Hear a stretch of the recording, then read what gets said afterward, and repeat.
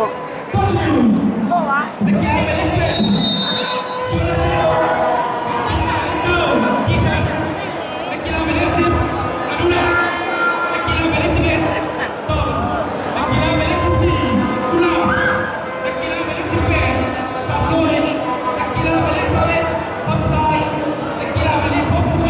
ยากาศเด้อทุกคนเด้อตอนนี้เนาะอยู่สนามกีฬาเนาะที่เขาเจ้ากำลังชี้แข่งตีบานกัน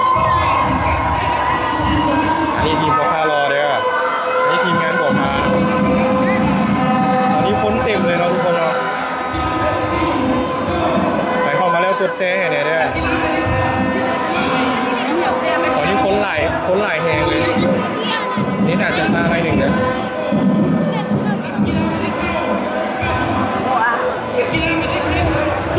สบายดีเด้อสบายดีทุกคน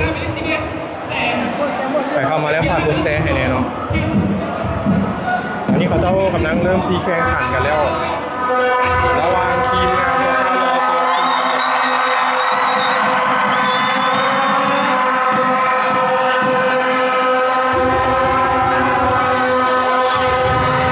เชียร์ทีมไหนทุกคนเชียร์ทีมไหนเชียร์บวกพากดหนึ่งเชียร์บวกพารอกดสองเชียร์บวกพากดหนึ่งเชียร์บวกพารอกดสองมาตอนนี้กำลังเริ่มแข่งขันเลยทุกคนเด้อกำลังเริ่มยังบ่ได้เริ่มแค่เนาะฝากกดแชร์ให้ทุกคนฝากกดแชร์ในไผ่เบิงอยู่บ้านนะตอนนี้กำลังเริ่มแข่งขันกันเนาะนักกีฬาแต่ละคนกำลังประจำที่เนาะตอนนี้เชียร์บวกพากดหนึ่งเชียร์บวกพาโลกดสองไปทุกคน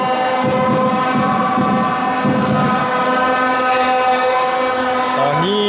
การแข่งขันกำลังเริ่มเด้อการแข่งขันกำลังเริ่มขึ้นเนาะถือว่าที่ผ่านมาทั้งสองฝ่ายเนาะก็ถือว่าผ่านคอนเทนต์กันมา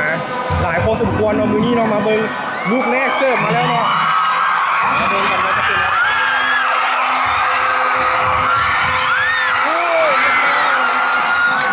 เป็นทีมบัวพานำไปก่อน 1-0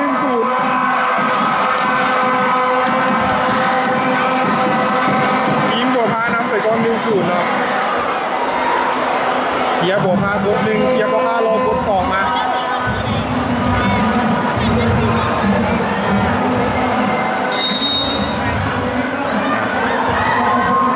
บรรยากาศตอนนี้คือคลื่นแหงเราคนเต็มสนาม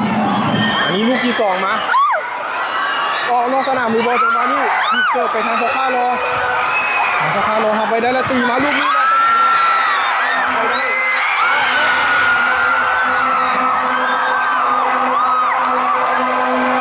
เป็นทางด้านของบัวพานำไปนอ2-0เด้อทักหลายม้วนหลายอันนี้บรรยากาศเนาะบรรยากาศในสนามเด้อคนแน่นคนเต็มเลยลูกต่อมาถึงเสิร์ฟมาแล้วเนาะยิงบัวพานไปได้ตีไปทางด้านนี้เป็นบัวพานำไปอีกแล้ว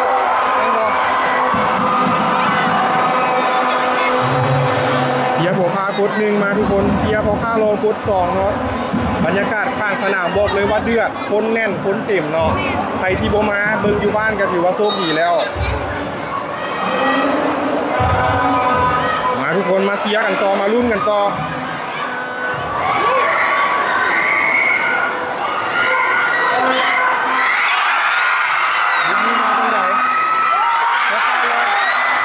พอค่ารอลงมาแต่ว่าที่บัวพาทำได้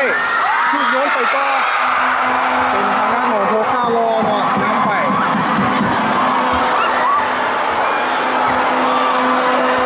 คือว่าสูสีกันแหงเนาะเป็นลูกเสิร์ฟของทางด้านโพค่ารอเนาะ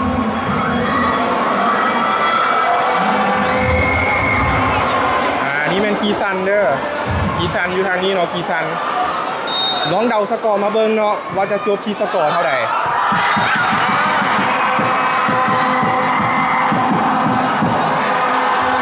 เป็นลูกเสิร์ฟของทางด้านโพค่ารอเนาะเสิร์ฟมาเมื่อกี้คิดว่าจะออกแกโบออกเนาะทางด้านของทีมงานบัวพาเสียแต้มไป อนนี้สกอร์น่าจะ3-2แล้วเนาะมาลุ้นกันต่อทุกคนทีมบัวพาสู้ๆนะ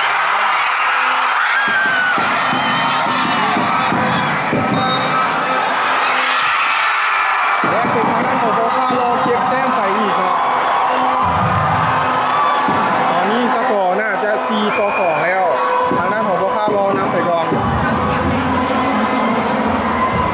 ใครที่เบิ่งอยู่แขวงใดอย่าลืมคอมเมนต์แขวงที่ตัวเองอยู่มาในด้วยทุกคนเด้อใครที่อยู่แขวงใดอย่าลืม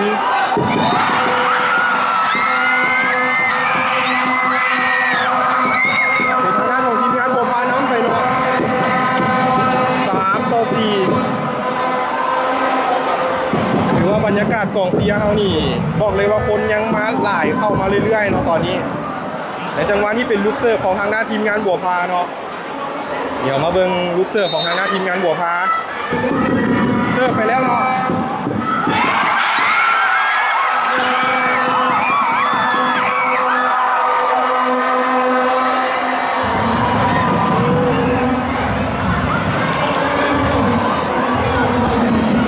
บรรยากาศตอนนี้คือขึ้นเฮฮานอกจากที่เบิงบอกเลยว่า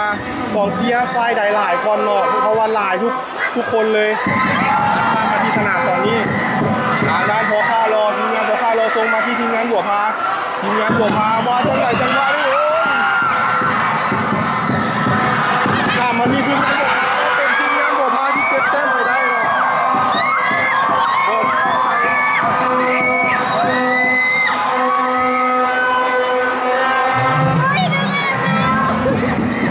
คนเมืองเอา1,000แล้วเนาะไปที่เมืองมาจากแขวงใดเป็นกองเชียร์จากแขวงใดอย่าลืมคอมเมนต์แขวงที่ตัวเองอยู่มานำเนาะเพื่อให้ทุกคนได้รู้เนาะว่าเขาอยู่แขวงใดและเชียร์เบิ่งอยู่แขวงใดเนาะแต่ว่านี่ทีมงานบัวพารอครับและจังใดส่งต่อไปที่ทีมงานบัวพาและเป็นทางด้านของบัวพารอที่นำไปได้เนาะไม่พอเลยเป็นสีเขียวก็ใกล้ๆเนี่ยได้ยินอยู่แขวงเชียงขวางกับมาเนาะแขวงจำปาซักก็มีแขวงสวรรณเขตกับมาตอนนี้สกอร์น่าจะเป็นทีมงานของพวกข้าล้อที่นำไปเนาะทางนี้ก็ยังบ่ค่อยนับสกอร์ปานใดน่าจะอยู่ประมาณ6-5ประมาณนี้เนาะแขวงบ่อแก้วกับมาคำมวลกับมีเนาะใครที่เบิ่งมาจากแขวงใดอย่าลืมคอมเมนต์แขวงที่ตัวเองเบิ่ง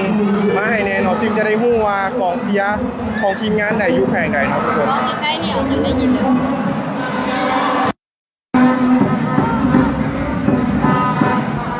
ทีมงานบัวพาสู้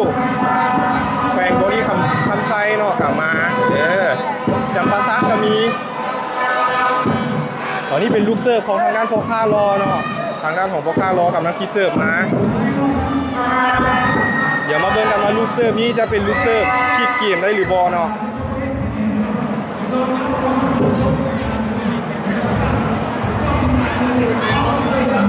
ใครที่เข้ามาเบิ่งแล้วก็ฝากกดติดตามให้ได้ทุกคนเด้อ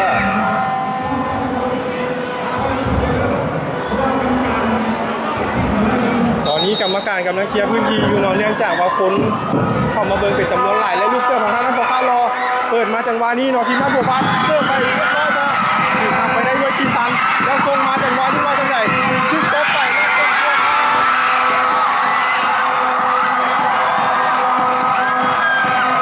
ทางด้านของทีมงานบัวพาเนาะ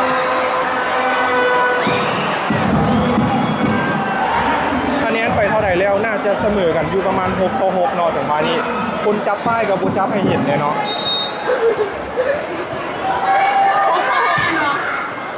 วันนี้ขึ้นเสิร์ฟไปด้วยทีมงานบัวพารอส่งต่อมาทีมงานบัวพาหับไว้ได้แล้วจังหวะนี้ว่าจังไงคือส่งไปทางด้านของบัวพารอเนาะพยายามที่จะตีมาบ่จังหวะนี้ยุบไปแล้วเป็นทีมงานบัวพารอเนาะที่เก็บแต้มไปได้อีก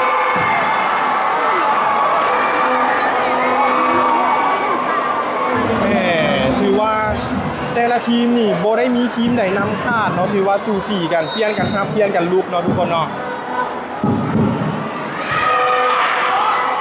จังหวะนี้ถึงตีไปแล้วโอ้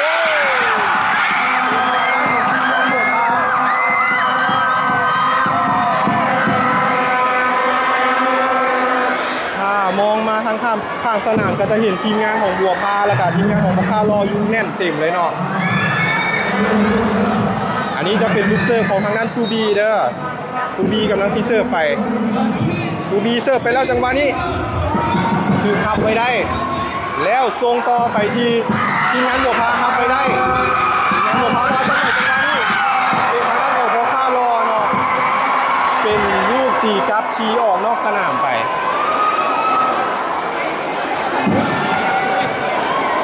สกอร์ตอนนี้เนาะน่าจะซับมือกันอยู่เด้อ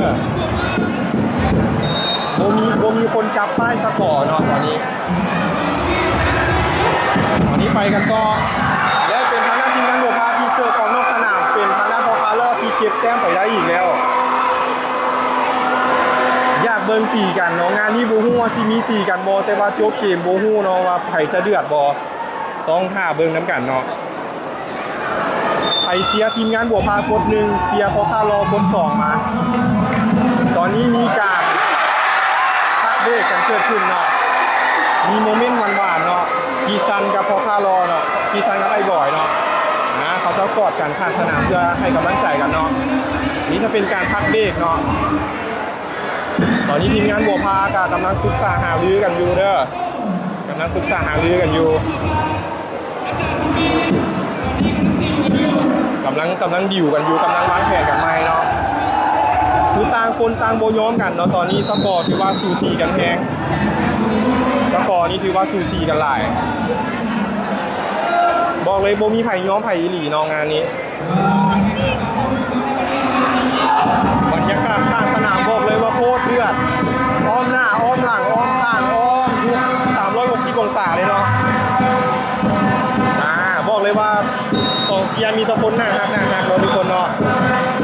ตอนนี้งานโคคาโลเสิร์ฟเก็บเอาออกนอกสนามไปเนาะ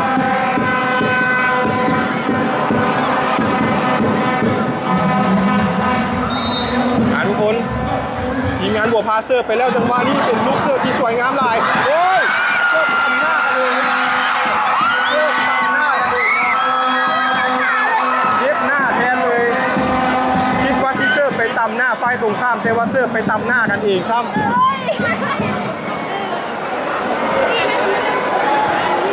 ไอ้กิ๊กก๊อกงานนี้มีตีกันต้องท่าเบิงนอว่าทีนี้ทีมงานบัวพาเสิร์ฟแต่ว่าโบข้ามผ่านเนาะ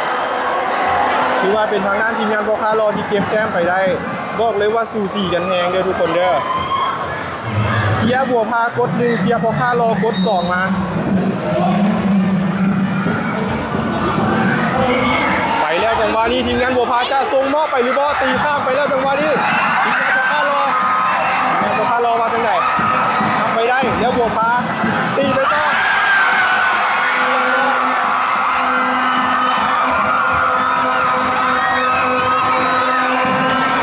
เป็นแต้มของทางด้านทีมงานบัวพาเนาะใครที่เบิ้งมาจากแขวงไหนเนาะอย่าลืมคอมเมนต์แขวงที่ตัวเองเบิ้งมาให้เด้อ